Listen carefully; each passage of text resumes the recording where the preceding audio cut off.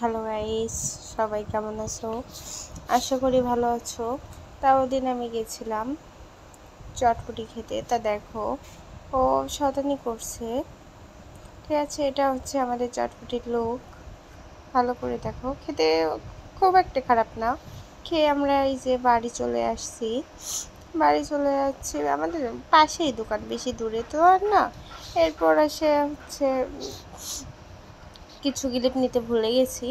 ঠিক আছে, কিছু মনে করো না, তাই ডিনারের ভিডিওতে চলে আসি। এটা হচ্ছে আমাদের জামাই ষষ্ঠী স্পেশাল খাওয়া দাওয়া ছিল।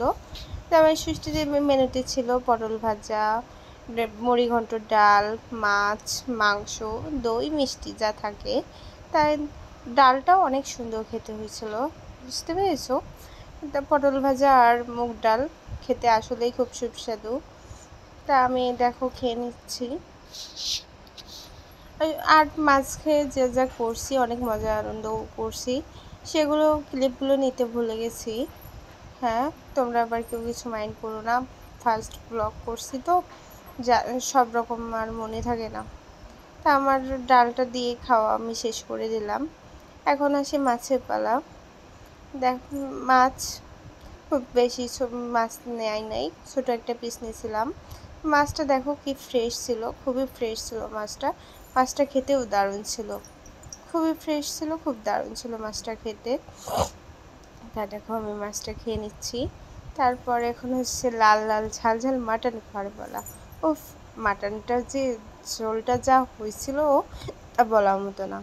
মাটনটা খেতে খুবই খুবই ভালো হয়েছিল। আর খাসির মাংস আর ভাত বাঙালির হল, কি আর চাই বলো?